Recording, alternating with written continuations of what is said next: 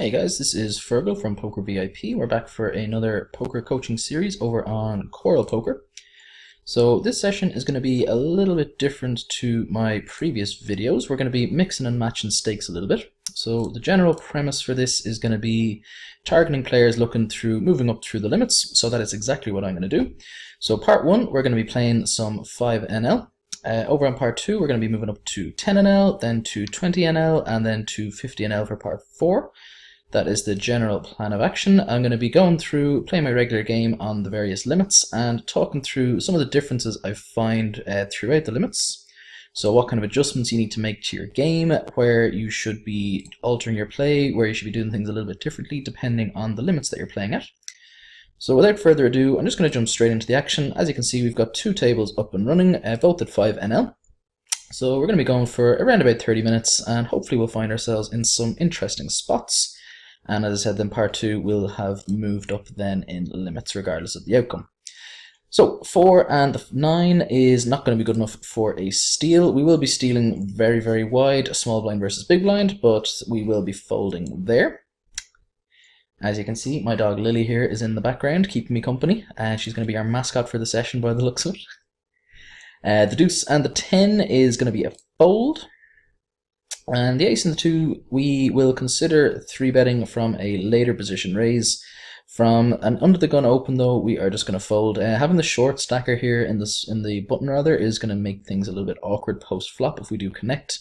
If we flop an ace, for example, it's going to be very, very difficult to fold our hand at any point if we're beat, and I would expect him to double up very, very frequently. It's just going to put us in a lot of really awkward situations. So we're just going to go ahead and fold the raggedy ace out of position and not feel too bad about it. Pocket aces is not a hand we're planning on folding, that is for sure. So it's been raised from under the gun. We're just going to go for our standard 3x in position raise, and hopefully we can build a bit of a pot over here on the left table. On the right table, we just flat called versus a min open with the jack and the 8 suited, which seems like a reasonable hand to take in a multi-way pot. On the left table, very, very standard c-bet. We're just going to go half pot. We're going to be able to get the money in versus this guy very, very easily in 3 bets, so there's no need to go particularly large. So our general line here, we're going to be betting again here, again about half pot. We're going to make it about $1 and then just jam pretty much every single river. That's my standard plan anyway. It's very possible this guy might stick it in himself here. He folds, which I'm actually a little bit surprised at. That turn changed absolutely nothing. If he had a hand that he was able to call a flop bet with, I would have expected him to continue on that turn very, very frequently. So I'm a little bit annoyed about that, but we're not going to be too upset. We still win a bit of a nice pot, so we're up about €1 over on the left table and breaking even over on the right. And we have the pocket aces again. Pretty sick start to the session, picking up aces twice within the first few minutes. Must be nice, must be nice. So our strategy is going to be the exact same. We're going to be 3-betting any open. As a general rule of thumb, sometimes I will flat 3 bets, but I am never only flatting versus a standard open with aces, never getting that sort of trappy. If we raise and we get 3-bet though, there is definitely merit in flat calling in those situations, depending on the player that you are up against. My standard is certainly to 4-bet them very frequently, but just as a bit of a trap versus the right player, you can definitely take a more exploitative line just by flat calling, particularly if they're very aggressive post-flop. If they're 3-betting very wide, you want to keep their range as wide as possible. If they're 3-betting wide and you 4-bet, they're going to be folding obviously an absolute ton of their bluff ranges, so by calling you keep in their bluff ranges, and if they're aggressive post-flop, you can pick up a lot of extra chips that way as well. So pocket queens over on the left table, very, very easy 3-bet ISO there versus the initial opener with the 3-8 squeeze, should I say, when the button comes along for the ride as well. So again, we just take that down pre-flop. Not the worst case scenario by any stretch. There was already 6.5 big blinds in the pot. Obviously, we would have preferred some action, but definitely not a horrendous result of the hand like queens being able to pick up the additional caller's free chips. And pocket 10s now on the left table. We really have been picking up some hands to start this session off. Always nice to get off to a good start. Unfortunately, we just take this down pre-flop as well, but we're not going to be too sad. We're just going to flat call here with the pocket 2s. We're going to see a flop go set mining. It sucks that this guy is a little bit short, but he is still deep enough that we're getting the right implied price to call in position. King in the 6, we're just going to be folding. On the right table, this is one of the better flops for sure for our hand that does not contain a deuce, but given the fact that it is four-handed, I'm not overly hopeful. I'm not overly hopeful for a hand. I don't think we're going to be putting any more money in this pot at any point. On the left table, we flat called with the queen and the 9. 3-betting is definitely an option, but given that we have position and we're closing the action, I felt calling was going to be absolutely fine. I am going to take one stab at this. This is a very, very difficult board for him to have connected with, so I think we're going to get this raised through quite frequently. And we can obviously credibly rep some 8x for sure. I don't know if we're going to be raising with our 8x, but he might not know that. We're going to have a decent number of heart draws, some combo draws with hands like, 5-6, 5-7 of hearts, those types of hands. And as I said, he's going to have missed that flop enough that we're just going to be getting enough immediate folds without really being too concerned about what we're repping. Keeping in mind, this is 5NL. I'm not expecting most of the players, if any, to be in any way kind of thinking players and kind of concerned about what my bets mean. Like most people, they're just going to see the raise and they're just going to assume I have a strong hand in general, and they're going to play very, very face up. If they have a hand that, has some value, they're going to continue. If they have like even hands like, ace king, ace queen, which probably should be peeling at least one street there, they're probably not going to be doing that too often. So we can be taking some really, really exploitative lines there. And as we move up in the limits there, I don't think I would be raising there anywhere near as frequently. But as I said, given that this limit is not going to have the same level of thinking players as some of the higher limits, I think we're going to be just fine getting away with those types of moves.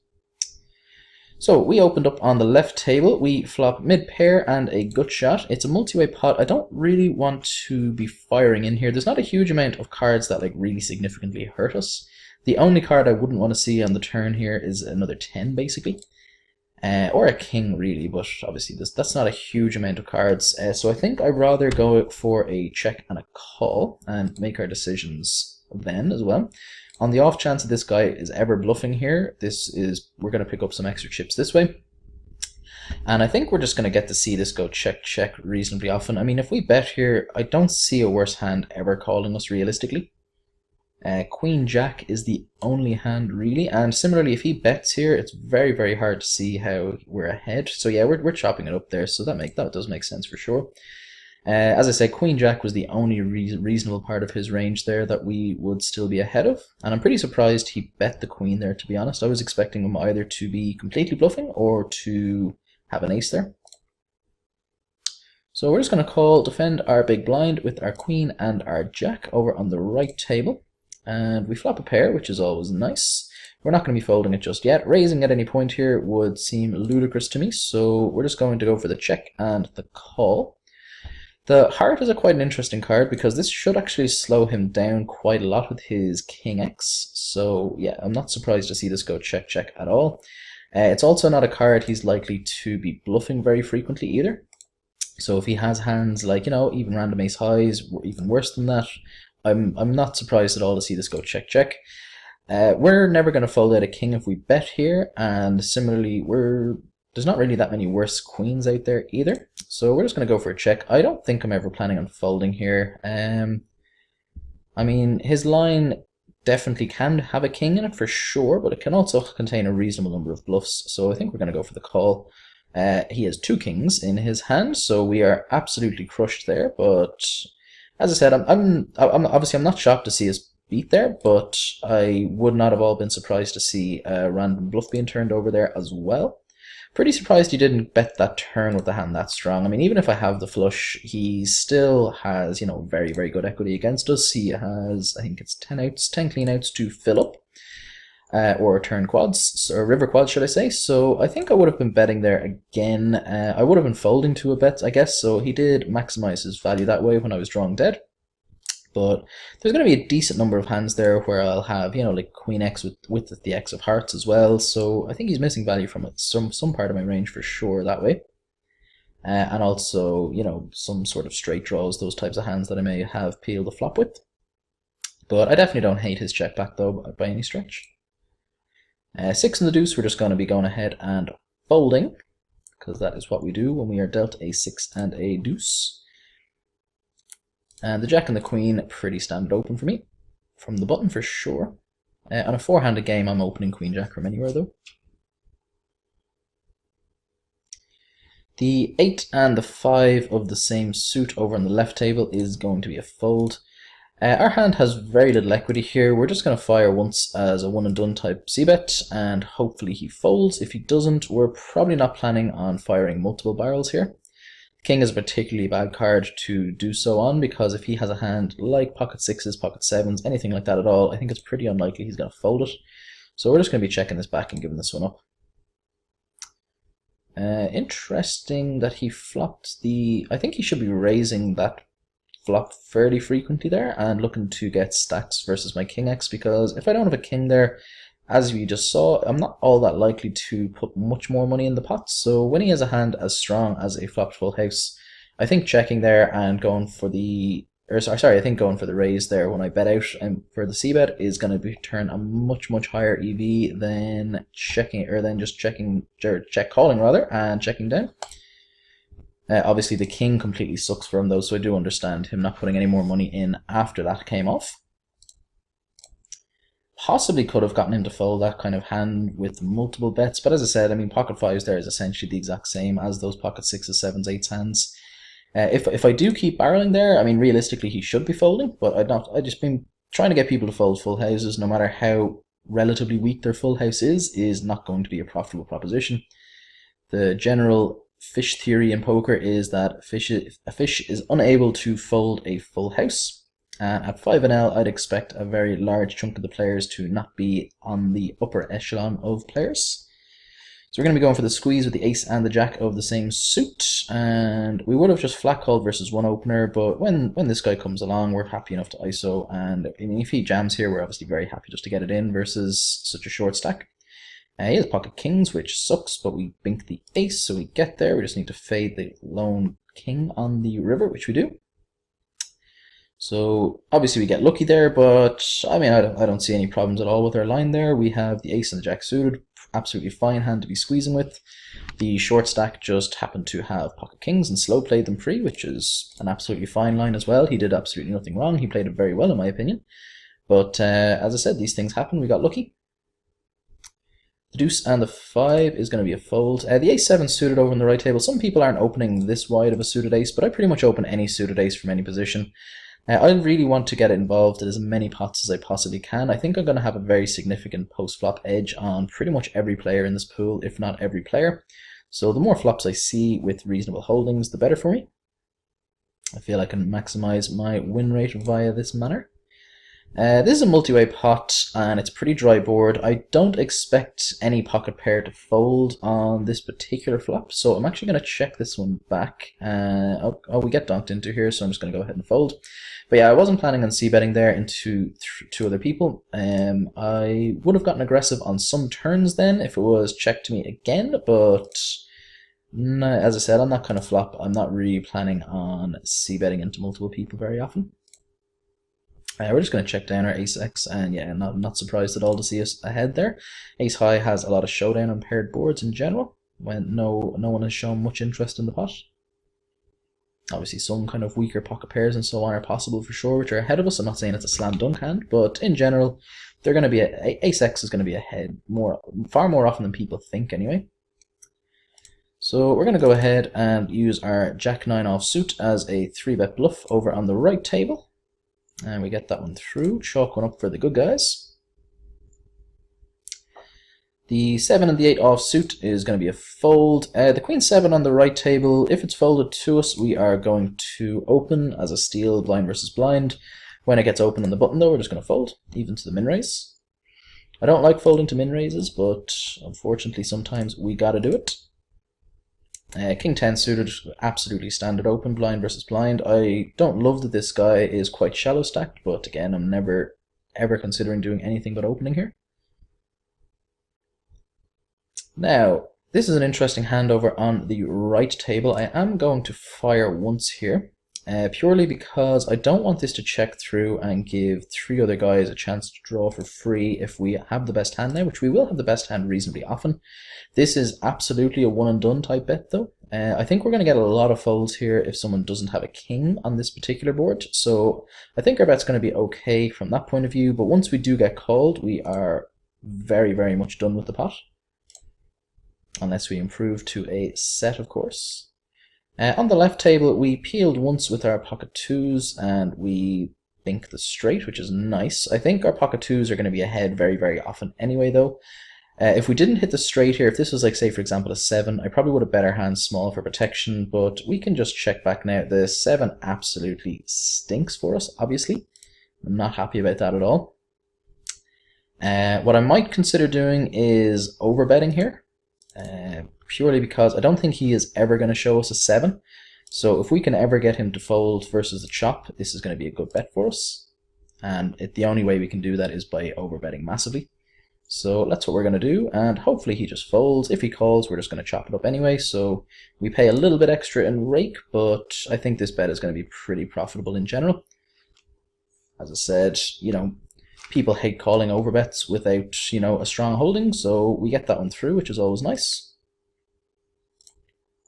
And as I say, it's just so, with the way that hand played out, it's so difficult for him to have an 8 there, so, you know, I'm not really all that concerned about ever being beat there. So we just gotta try to pick up those pots uncontested where we can, especially like when we have absolutely, like, you know, obviously we're playing the board, so we have 0 chance of winning. So if we can ever get a fold there, that's going to be a good play. The jack and the 5, if it was folded around to us, we would have opened that blind versus blind, but obviously versus any open, especially and under the gun open, it's pretty trivial fold. And the ace-3 suited, we are going to be bringing this in for a 3-bet if the blind opens, which he does, so that's what we're going to do. He makes it 15, we make it 45, sir. So we get called. We're going to go ahead and bet here and maintain our story of a very strong hand. There are definitely some stronger ace-x that we can get him to fold, which is a good result for us. He calls quite quickly. I think I'm going to be finished with this hand now. I don't really want to fire multiple streets here. I wouldn't be shocked at all to see this guy turn over a queen, and he also has some flush draws and so on. Some of his flush draws are ahead of us as well, so we're going to be in a lot of trouble here very often. And we flop a set over on the right table rather, and we're just going to go ahead for the check and the raise on this particular board. If this wasn't 3 to a flush, we would just be flat calling here versus the short stack, but he's going to have enough hands that he's not planning on folding here that, you know, just raising is going to be the superior play for sure. Obviously, we're never folding to a jam here. So, unfortunately, he folds, but hey, we still pick up a reasonable pot on a dangerous board with a, you know, a very strong but still a very vulnerable hand in general. Any club rolls off, our hand value obviously diminishes really, really significantly, so obviously I would have preferred for him to continue there, but taking that down without a fight isn't actually horrendous. I'm actually just going to call with the king-queen here over on the left table. 3-betting is absolutely fine as well, of course, but the king-queen is a hand I kind of mix and match our play with a little bit. And, oh, sorry, I miscalculated the size of the pot there. We're just going to fire out now. It's unlikely that this guy has much here, so I think we're going to be able to take this down pretty often. If he has a hand like ace-high, he's probably going to fold it to us, and that's a great result for us. And if he's folding worse than us, that's, you know, not the worst case scenario either. Every hand is going to have at least some equity against us. And the pocket 3s on the left table, when we get donked out into, we're just going to fold in this board. It's pretty difficult for us to have the best hand or anything close to it there. So, pocket 2s on the left table, we get called on the button, which is far from ideal, where this is a pretty awful board for us. We're going to check. If this guy checks back, we will start getting aggressive on the turn, I think. Yeah, that seems about right to me. So we're going to bet here, and if we get called, we are going to bomb any non-diamond river. But we take it down there. Like he is very likely to have a decent number of pocket pairs there himself, hands like pocket 3s through pocket 9s, those types of hands, which will just often just call a open. And if we can get him to fold those, that is an absolutely fantastic result, because obviously he is ahead. He's going to have some other kind of suited connectory type hands, which we're ahead of, but, you know, they don't have huge equity against us. But folding them out isn't the worst case scenario either. It's not, I mean, it's not really a huge concern of mine letting them see a free river. But even if he folds hands like, you know, Jack X, those types of hands as well, which is definitely possible, it's going to be a pretty good result for us. So we peeled once here with our gut shot. We pick up a royal flush draw, which is exciting. I'm pretty surprised he's barreled again here. Obviously, with so much equity, we have to call. I would have expected him to slow down with a lot of his ace-x here, so when he bets again on the turn, I am suspicious for sure. When he fires 3 streets, though, it's nearly impossible for him to be bluffing, so we're just going to go ahead and fold here. Like I said, we just peeled the flop with our backdoor equity and our immediate gut shot to the nuts, and yep, seems like a reasonable line to me.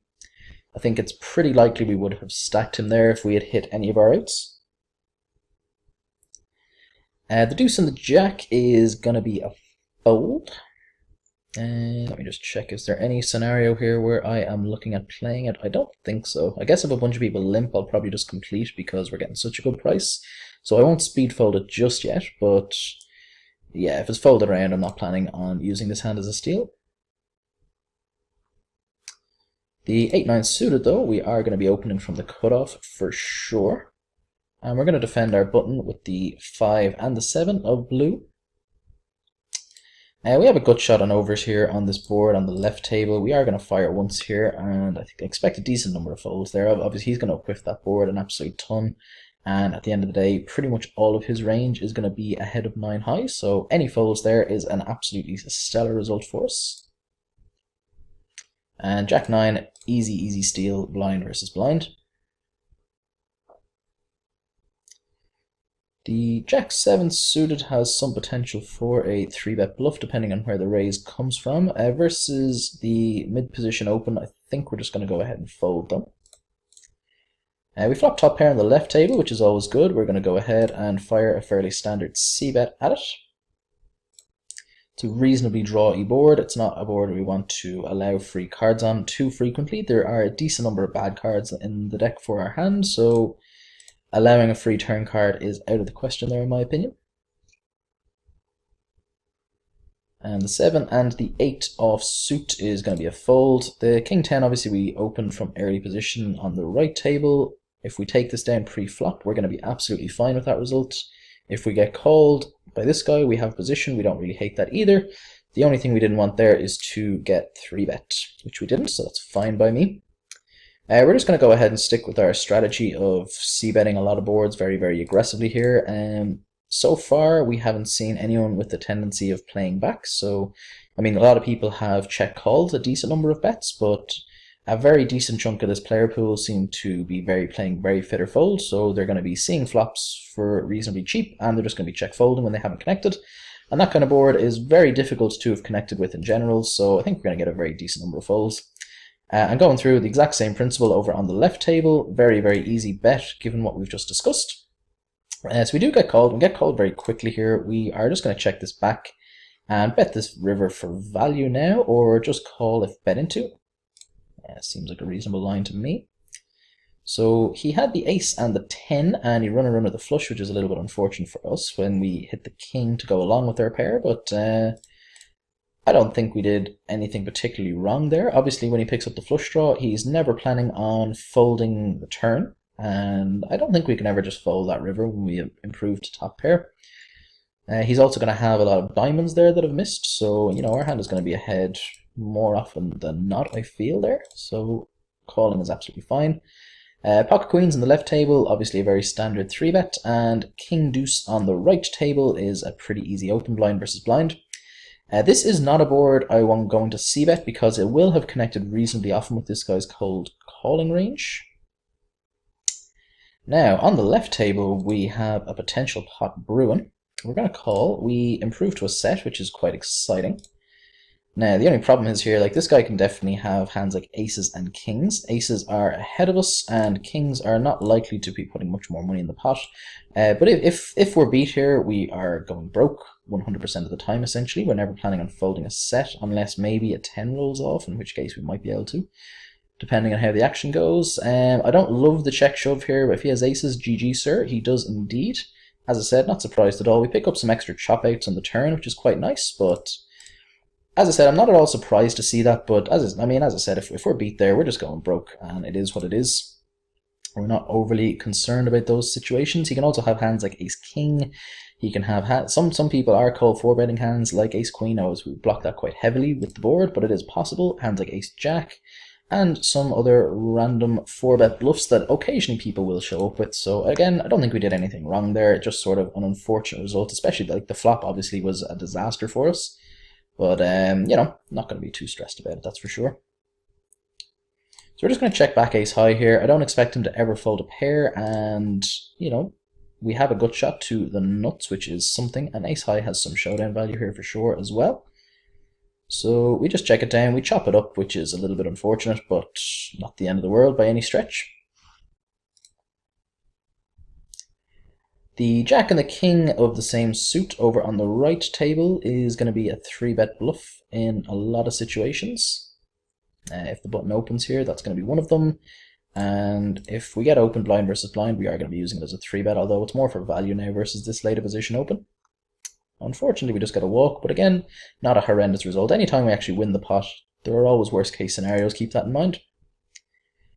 Pocket nines, very, very easy open, of course. Any pocket pair from the button is going to be more than good enough to bring in for a raise. The deuce 3, like as I said, I really hate folding to min raises, but this hand is just trashy enough that we can do it. I do call like really, really wide from the blinds there versus the min raise, but as I said, it's going to be weak enough that we can just go ahead and fold there. The ace-8 suited we are going to use as a 3-bet bluff. And just think about that pocket queens hand. That it is possible we could go ahead and fold pre-flop there, I guess. That's the only thing that we could have done differently, I think. Folding there pre-flop doesn't seem crazy to me. Given that it was a cold 4-bet, and given, like, at these limits, it's going to be, like, I don't expect people to be showing up with that many weakish hands. Like, ever, I don't know if people are ever 4-bet bluffing at this limit. That's kind of what I'm getting at. It is very, very possible that when someone cold 4-bets, it's just always going to be aces or kings, potentially, or, you know, maybe ace-king. And against that kind of range, queens are doing particularly poorly. Do note, obviously, I didn't look to get it in pre-flop for that exact reason. If by calling we do keep in the potential bluffs, but as I said, maybe that might be an adjustment I'd make. Like, I mean, at the higher limits, I would never consider folding queens pre-flop to a cold 4 because some people are going to have, you know, 4-bet bluffs and some worse 4-bets for value, depending, because I do 3-bet very aggressively, to be fair. So I'm definitely a good candidate to be 4-betting light against fairly often. So, but at these limits, I don't know if people are going to realize that, especially because I'm completely new in the pool, so people probably aren't going to have much of a sample size if they're using HUDs or anything like that. And yeah, so maybe I could have just folded that pre, but other than that, though, there's nothing else that can be done, I feel. And ace-jack suited, obviously a very straightforward open. So we are going to be calling the video fairly soon. So just to kind of have a little bit of a wrap up of what we've seen at these limits. So people seem reasonably loose. They are folding a decent amount of 3-bets, and when they do continue, they are playing reasonably fit or fold. We had the one situation earlier where our c-bet was called by ace-10 high when we had the king high, and we river the king, but they had run a run at the flush, unfortunately.